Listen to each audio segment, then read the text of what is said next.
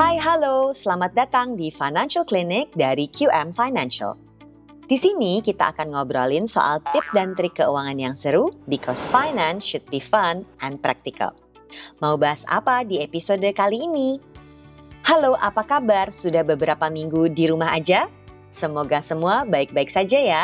Krisis kali ini memang nggak main-main ya, bisa membolak-balikan hidup rutin kita sedemikian rupa.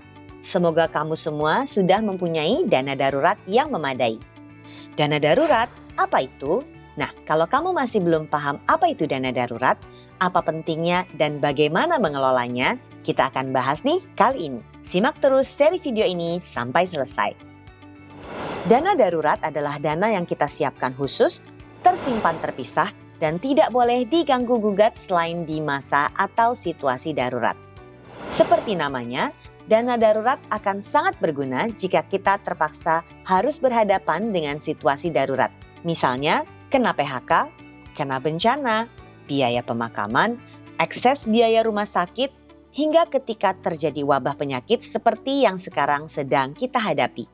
So, kalau ada yang masih bertanya-tanya apa pentingnya dana darurat, seharusnya sih sekarang kita sudah mulai merasakan fungsinya.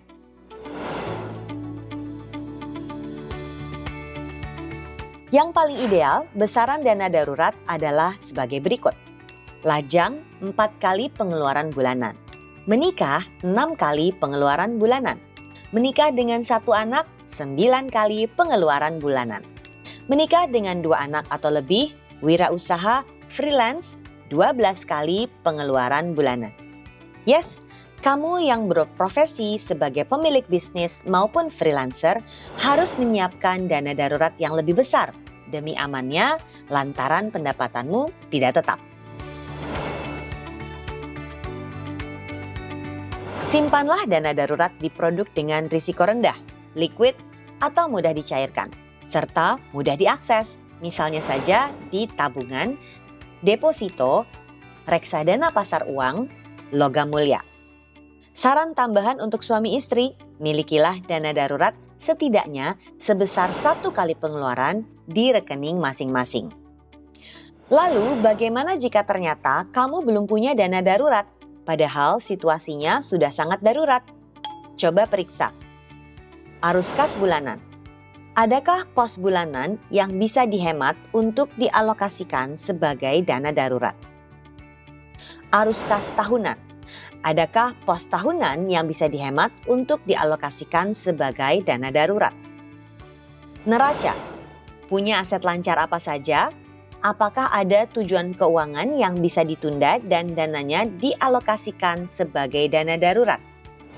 Cermati anggaran dan catatan pengeluaranmu ya, dan temukan pos-pos yang bisa dihemat.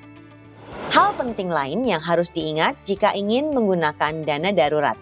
Buatlah komitmen bahwa suatu hari nanti, terutama jika kondisi darurat ini sudah berlalu, kamu akan menggantinya.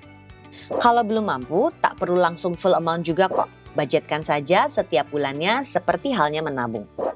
Dengan kondisi ekonomi yang kian membaik nantinya, kita pasti bisa mengembalikan dana darurat hingga pulih dan siap digunakan lagi saat kembali ada kondisi darurat yang lain.